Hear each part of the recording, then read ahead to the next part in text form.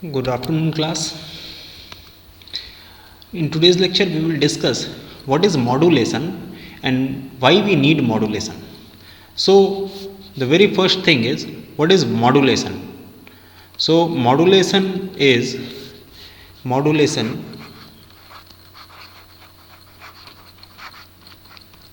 in modulation there is a base signal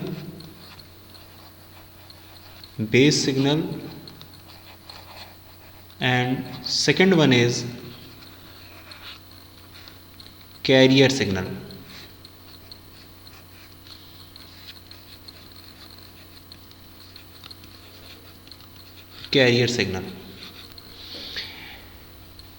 After modulation we will get modulated signal.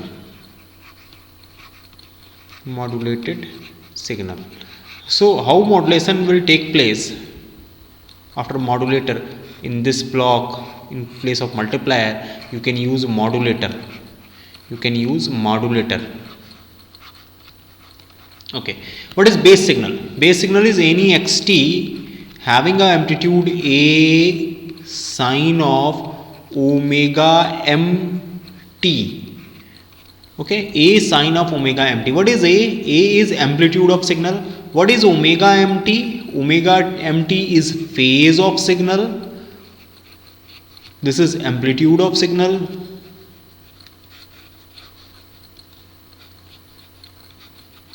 And what is omega m? Omega m is angular frequency.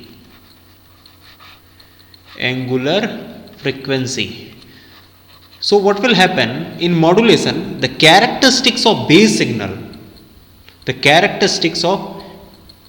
and we are having a carrier signal Ct, that is equals to AC sine of omega Ct. Here also AC will represent amplitude of carrier,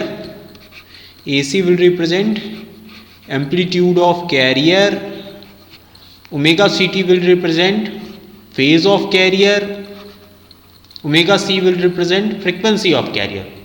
So in modulation what will happen? The characteristics of carrier signal will change according to base band signal.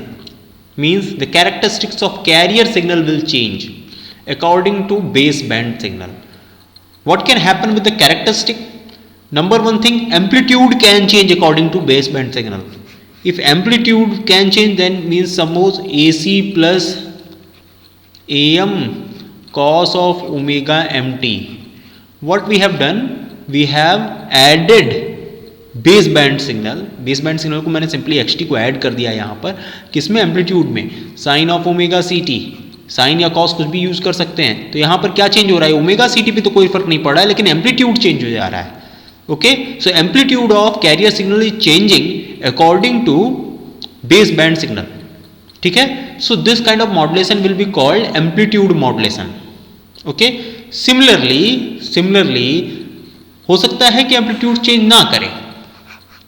AC sine of omega CT plus XT, ऐसा भी हो सकता है कि मैंने केवल XT को मैं ले जाके किस में ऐड कर दूं? फेज में ऐड कर दूं. एक कांस्टेंट के साथ मल्टीप्लाई करते हुए, K कांस्टेंट के साथ मल्टीप्लाई करते हुए मैं XT को ऐड कर दूं. सो K क्या करेगा? चूंकि XT तो वोल्टेज में होगा ना, XT एक सिग्नल होगा जो कि वोल्ट या करंट में होगा. K क्या करेगा? K उस वोल्टेज या सिग्नल को फेज में कन्वर्ट कर देगा. फेज मीन्स रेडियन में कन्वर्ट कर देगा.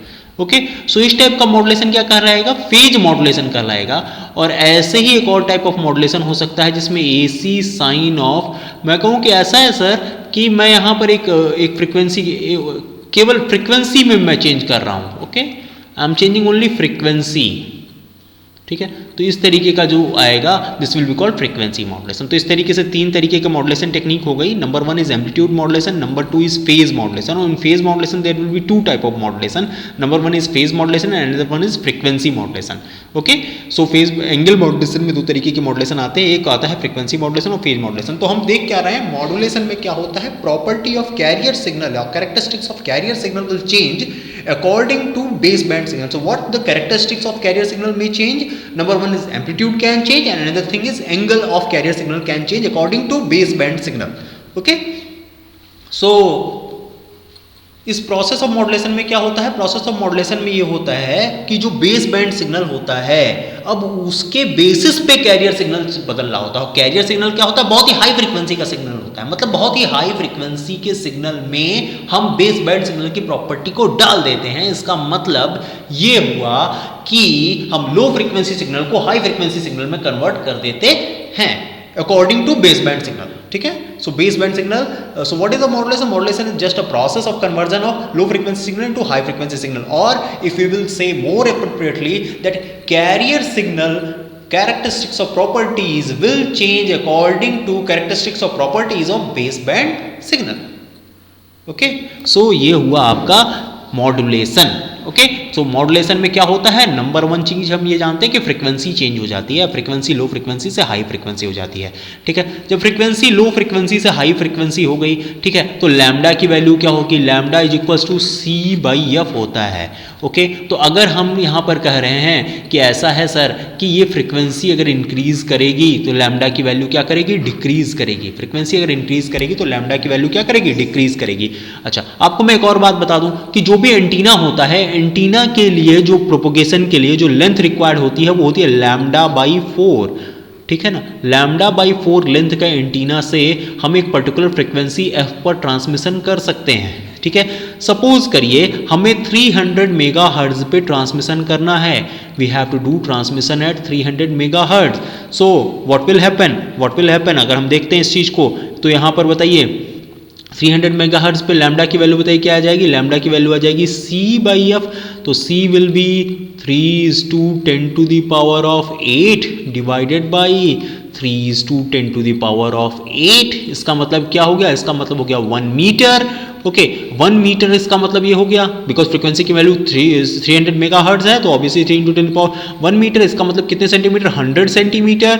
Okay, 100 centimetre. लैम्डा बाई 4 की वैल्यू बताइए क्या हो जाएगी, लैम्डा बाई 4 की वैल्यू हो जाएगी 25 सेंटीमीटर। तो आप ये देखेंगे कि जो एंटीना लेंथ होती है जो टीवी के लिए यूज की जाती है वो लगभग कितनी होती है, 25 सेंटीमीटर के अराउंड होती है। जो आप ने यागी उडा एंटीना अगर आपको याद हो, और इस तरीके से जो होता है, इस तरीके से जो होता है, ठीक है, इस तरीके का जो यागी उडा एंटीना होता है, इसमें ये मेन डाइपोल होता है और इस मेन डाइपोल की लेंथ अप्रोक्सीमेटली लगभग 25 सेंटीमीटर के अराउंड होती है। ठीक है, 25 सेंटीमीटर या उससे थोड़ी सी ज़्यादा। ठीक है, अच्छा, अब ये सोचिए कि अगर मैं यहाँ पर क्या करूँ 3 गीगाहर्ट्ज, मान लीजिए मैंने 5G का फ़ोन ले लिया है, 5G का एक फ़ोन ले लिया है, 3G का एक फ़ोन लिया है, तो 3G में जो ट्रांसमिशन होता है वो कितने फ्रीक्वेंसी पे होता है 3 गीगाहर्ट्ज पे। 3G में जो ट्रांसमिशन होता है वो 3 गीगाहर्ट्ज पे होता है। तो उस केस में लैम्डा की वैल्यू जरा बताइए कितनी हो जाएगी, लैम्डा इज इक्वल टू हो जाएगी 0.1 मीटर, बिकॉज जस्ट देखिए आप 3000 हो जाएगा, 0.1 मीटर हो जाएगा, मतलब लैम्डा बाई 4 कितना हो जाएगा, lambda by 4 will become 2.5 centimetre. तो देखिए तो 3 गीगा जो हम लोग 4G फोन या 3G फोन यूज कर रहे हैं उसमें इसमें एंटीना की साइज क्या हो गई 2.5 सेंटीमीटर। इसका मतलब ये एंटीना आपके मोबाइल फोन में बहुत आसानी से आ सकता है। ठीक है, वहीं अगर हम लोग 900 गीगाहर्ट्ज पे ट्रांसमिशन करते, 900 गीगाहर्ट्ज जैसे कि जो आपका ट्रांसमिशन उसमें होता था, जो 2G फोन्स होते थे उसमें जो ट्रांसमिशन होता था वो लगभग 900 मेगाहर्ट्ज पे ट्रांसमिशन होता था। तो 900 मेगाहर्ट्ज पे जब आप ट्रांसमिशन करते तो लगभग आपको जो लेंथ चाहिए थी 8 सेंटीमीटर चाहिए थी। ठीक है, तो इसी समय उस समय जो मोबाइल फोन आते थे वो बड़े बड़े मोबाइल फोन आते थे, बड़े बड़े हैंडसेट आते थे, ताकि 8 सेंटीमीटर की जो लेंथ है कम से कम वो कवर कर पाए। ठीक है, उनका एंटीना 8 सेंटीमीटर की लेंथ कवर कर पाए। जैसे हम फ्रीक्वेंसी बढ़ाते जा रहे हैं, लैम्डा की वैल्यू क्या होती चली जा रही है, डिक्रीज होती चली जा रही है। इसका मतलब जो हमें एंटीना साइज चाहिए वो क्या हो जाएगी, रिड्यूस हो जाएगी।